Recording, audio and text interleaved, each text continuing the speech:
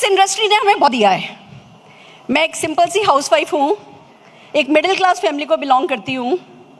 मेरे पापा government service में थे, मदर गवर्नमेंट टीचर थी।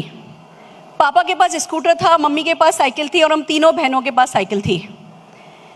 मैंने इस बिज़नेस को ज्वाइन किया तब मेरे सिर पर इतना इतना घूंघट था। मेरे को सिर्फ एक भाषा आती है, हिंदी। मेरे में बिल्कुल आत्मविश्वास नहीं था, मेरे में हीन भावना थी और मेरे हस्बैंड मुझे 100 रुपया पॉकेट मनी देते थे।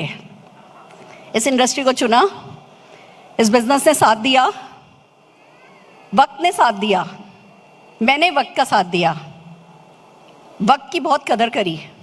तो आज सीन ये है कि वो जो 100 रुपया पॉकेट मनी मिलती थी ना, वो डबल हो गई है अब हर घंटे का।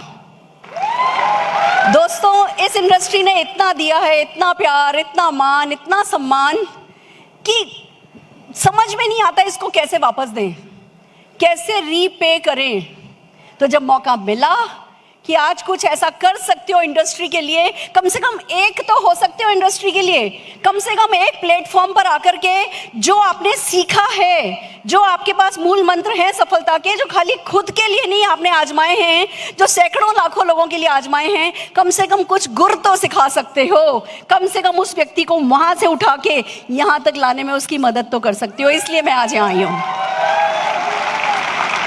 दोस्तों, सफलता बाय चांस नहीं मिलती।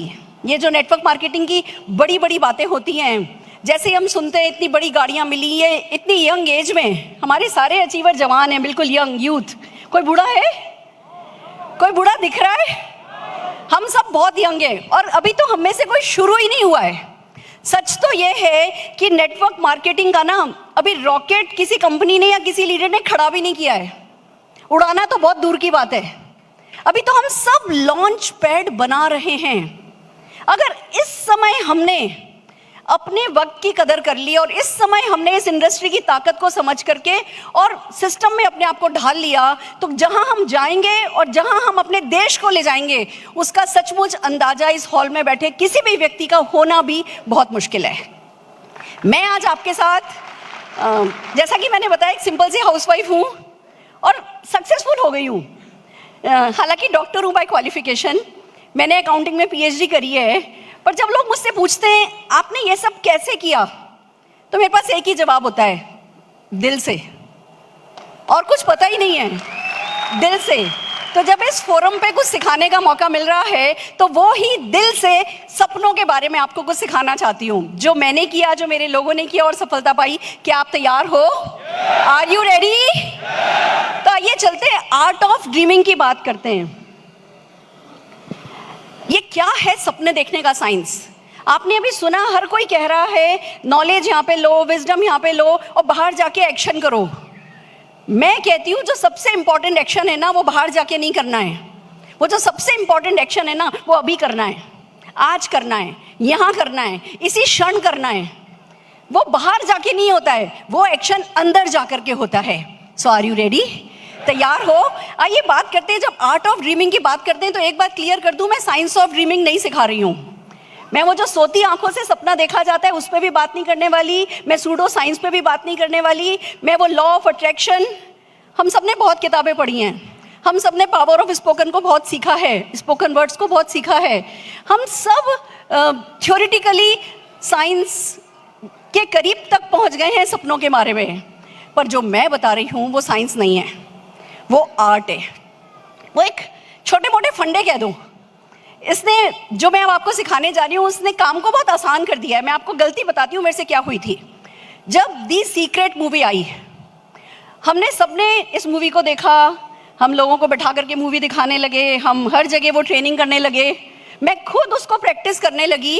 और एक ऐसी रोड थी जिसपे जब भी मैं गाड़ी चलाती थी तो गलती से उस रोड पर चली जाती थी। फिर मैंने सोचा मैं इस रोड पर बार बार लाई जा रही हूँ, इसका रीज़न क्या हो सकता है? तो समझ में आया कि भैया ये जो रोड है ना महारानी बाग में, यहाँ तुम्हें घर बनाना है। मैंने घर डिज़ाइन करना शुरू किया अपने ख्यालों में, सीक्रेट की सारे ज्ञान को लेकर के, और फिर मैंने वो घर डिज़ाइन करना शुरू किया। दोस्तों, वो मेरी सबसे बड़ी ब्लंडर थी। मैं आपको बता दूं, उस समय मेरे हस्बैंड पैरालाइज थे, वो ना बोल सकते थे, ना चल सकते थे, ना करवट बदल सकते थे, व्हील चेयर पर लेटे थे, हम उन्हें हर जगह व्हील चेयर पर लेके जाते थे। 2-3 साल ये सपना बुना, and one fine day I realise कि वो जो घर में बना रही थी उसने मेरे हस्बैंड का कमरा हमेशा ग्राउंड फ्लोर पर रख रही थी। मेरे सबकॉन्शियस में भी ये था कि वो कभी ठीक नहीं हो पाएंगे, और वो सब कुछ कभी ठीक नहीं हो पाए। दोस्तों, मुझे एक बात समझ में आई, ये जो सबकॉन्शियस है, जो ये लॉ ऑफ अट्रैक्शन है, ये जो ज्ञान बिखरा पड़ा है, इसको बहुत सावधानी से इसमें प्रवेश करना है, इसको बहुत सोच समझ के प्रैक्टिस करनी है। और मैं फिर डरने लगी कि एक आम व्यक्ति को मैं ये सिखाऊं और अगर वो भी मेरी तरह गलती करे तो क्या हो। तब निकल के आया कुछ ऐसा आसान सा तरीका जो एक तरफ आपके सबकॉन्शियस को सेट कर देता है और दूसरी तरफ आपको किसी भी तरीके के रिस्क से बचा देता है। सो आर यू रेडी? तैयार हो? जब हम आर्ट ऑफ ड्रीमिंग की बात करते हैं तो सबसे पहले बात आती है कि ड्रीम क्या है? कुछ मांगना, कुछ आस्क, कुछ चाहना, कुछ पाना, चाहे अपने आप से, चाहे अपनों से, चाहे कायनात से, चाहे अपनी कंपनी से, या जिससे भी आप जिसमें भी भरोसा करते हो, अल्लाह, गॉड, ईश्वर, भगवान, कायनात, सुपरनेचुरल पावर, जो भी। कुछ मांगना ही तो सपना देखना है। साधारण शब्दों में, लेमैन्स लैंग्वेज में बताऊं तो बेसिक मेरे को समझ में आया कि हम सबके हाथ में एक कटोरा है। हाथ ऐसे करिए, उस कटोरे को फील कीजिए। हम सबके हाथ में एक कटोरा है और हम सब कुछ ना कुछ मांगते हैं। पॉइंट ये है कि किसका कटोरा कितना बड़ा है, किसका कटोरा कितना खाली है, और किसका कटोरा कितना रॉयल है। रॉयल।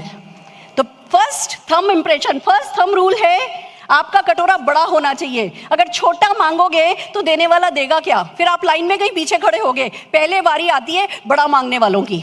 तो सबसे पहली बात, अपना कटोरा बड़ा सा हो। दूसरा, खाली हो। अगर आज 1 घंटे का या 1 सेकंड का 100 रुपया कमा रहे हो और अकड़ गए, जकड़ गए, घमंड आ गया, मैं तो कहीं पहुंच गया, अगर आपका कटोरा खाली नहीं है तो उसमें करोड़ों रुपया आएगा नहीं। अगर मैं 75 लाख पे अकड़ जाऊं तो क्या 7.5 करोड़ रुपया पर मंथ कमा पाऊंगी? नहीं। तो हमें एक तरफ अपना कटोरा बड़ा रखना है, दूसरी तरफ खाली रखना है, और तीसरी सबसे बड़ी बात, उस कटोरे को रॉयल रखना है। फेथ। जब आप मांग रहे हो ना, तो वो फकीर की तरह नहीं मांगना है। मांगना है तो एक देता की तरह, दाता की तरह मांगना है कि बस जो भी आने वाला है वो देने ही वाले हो। जब मांगना है तो आस्था के साथ मांगना है कि मैं तो मांग रहा हूं, वो तो दे ही देगा। जो मुझे चाहिए वो तो आ ही जाएगा, जो मैं पाना चाहता हूं वो तो मिल ही जाएगा, जो मैं पहुंचना चाहता हूं वो तो हो ही जाएगा। इस आस्था के साथ अपनी वैल्यूज को फॉलो करते हुए कटोरा हाथ में रखना है। मैं फिर से कहती हूं, राइट रॉन्ग नेटवर्क मार्केटिंग का अभी बना नहीं है, अभी बन रहा है। पर फिलहाल आपको कम से कम इतना करना है कि जो आपके पेरेंट्स ने और जो पंचतंत्र की कहानियों ने आपका राइट एंड रॉन्ग डिसाइड किया है, उस राइट और रॉन्ग को फॉलो करो। जो आपकी डेफिनेशन कहती है राइट है वो करो, जो आपकी डेफिनेशन कहती है रॉन्ग है वो मत करो। लालच में आओ नहीं, आलस में पड़ो नहीं। जो आपको लगता है सही है, और अब सिखाया जा रहा है, लगातार सही गलत सिखाया जा रहा है, अनएथिकल नहीं होना है, जुगाड़ नहीं करना है, मैनिपुलेशन नहीं करना है, लॉन्ग टर्म सोचना है। नेटवर्क मार्केटिंग के संस्कार अभी डाले जा रहे हैं, ये संस्कार फॉलो कीजिए, उसको कहते हैं रॉयल होना। सो आर यू रेडी? आपके हाथ में कटोरा है, बड़ा है, खूबसूरत है, खाली है और रॉयल है, फेथ है, फैंटास्टिक। ये बेसिक इंपॉर्टेंट चीज है। देखिए, एक प्यारी सी बात बताती हूँ आपको। मैंने अभी कहीं पढ़ा था, अगले 5 साल में Indian direct selling industry $1 trillion की हो जाएगी।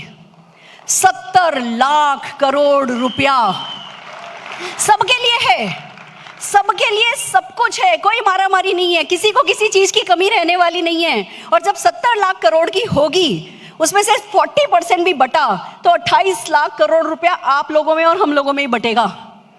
बटोर बटोर के थक जाओगे।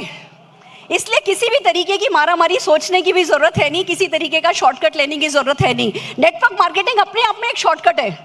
अगर उसके आगे हम शॉर्टकट लेने की सोचेंगे तो फिर तो गड़बड़ हो जाएगी। तो इस शॉर्टकट को रिस्पेक्ट दीजिए।